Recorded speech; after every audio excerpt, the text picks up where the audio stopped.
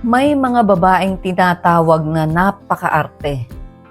Ang arte-arte naman ng babae na yan. Maarte sa pagkain, maarte sa damit, maarte sa lalaki, maarte sa standards.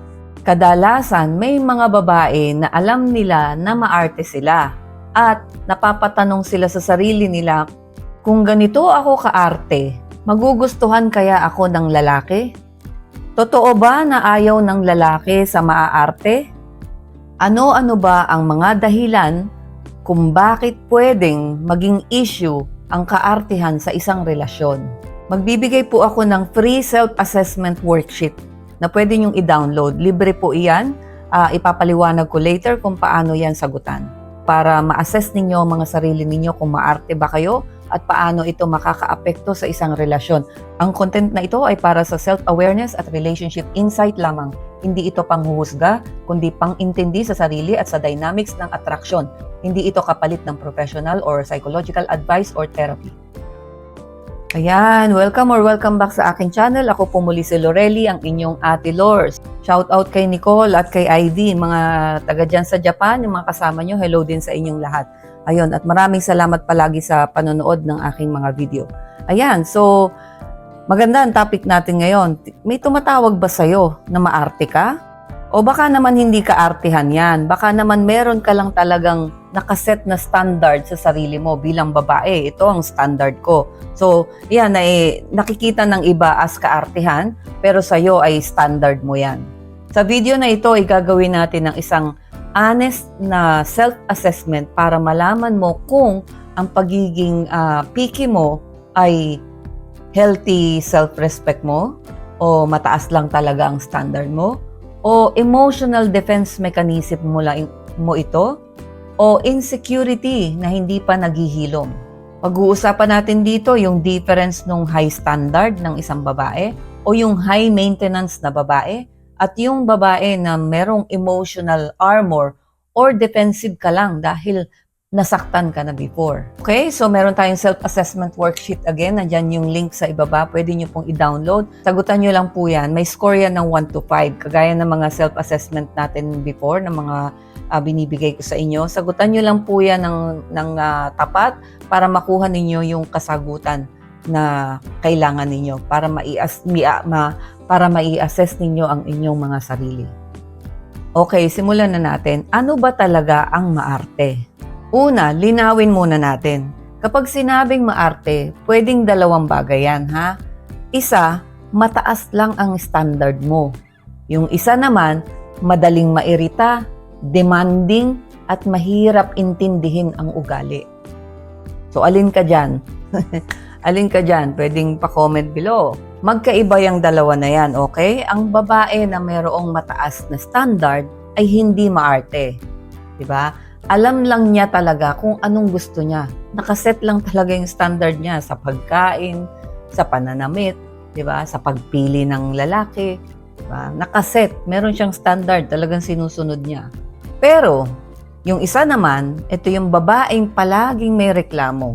Laging dissatisfied, hindi kontento kahit ano pa man yung meron. Laging may mali sa iba. Palaging nakikita yung mali ng iba, pero siya palaging tama. Diba? Ito yung isang klase ng kaartehan. Diba?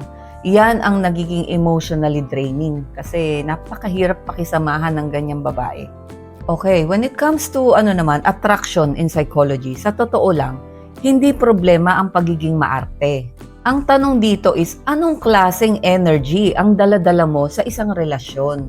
Sa psychology of attraction, ang lalaki ay naa-attract sa babaeng confident, sa babaeng may self-worth, sa babaeng hindi madaling ma-impress, sa babaeng may sariling mundo. Pero hindi naa-attract ang mga lalaki sa babaeng laging negative, laging may reklamo, laging may drama, laging nagpaparamdam na kulang siya. Insecure. Magkaiba yan, ha? Isang may high value, mataas ang respeto sa sarili, at yung isa naman high maintenance kasi palaging may kailangan.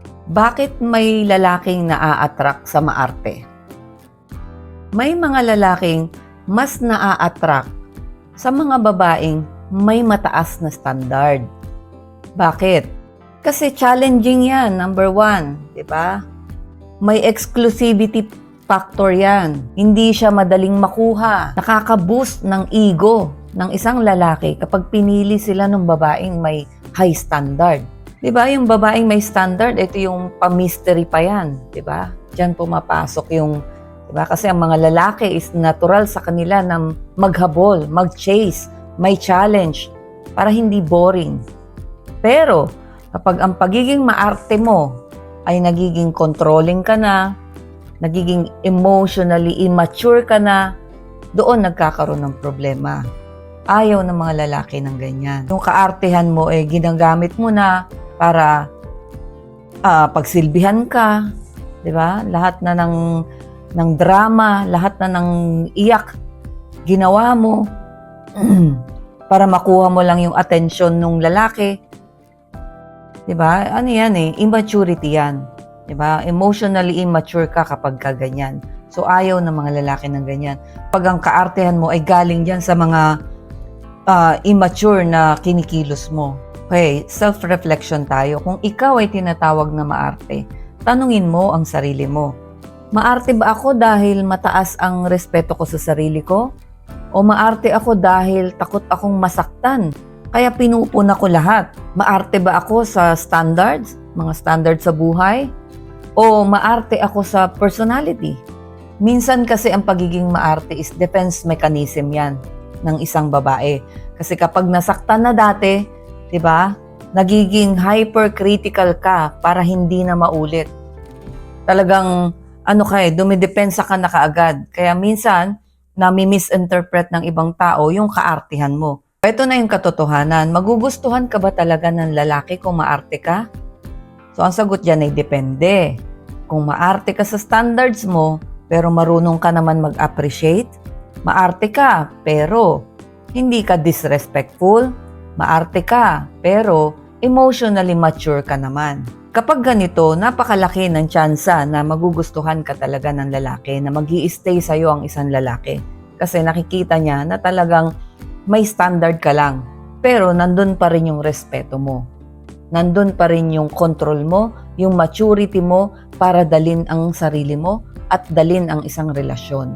Pero kung ikaw ay laging may mali sa iba at hindi sa sarili mo, lagi kang nagko-compare, lagi kang nagde-demand, palagi ka na lang may kailangan, dinepende mo na ang kaligayahan mo dun sa lalaki. Hindi ka satisfied kahit anong serbisyo ang gawin sa'yo ng lalaki. Napaka one-sided mo, ikaw lang yung inaasikaso. Parang lumalabas, ikaw lang yung may pangangailangan sa relasyon, yung isa lang ang bigay ng bigay. Pag ganito, mahirap magtagal ang kahit na sinong lalaki o kahit na sinong karelasyon mo.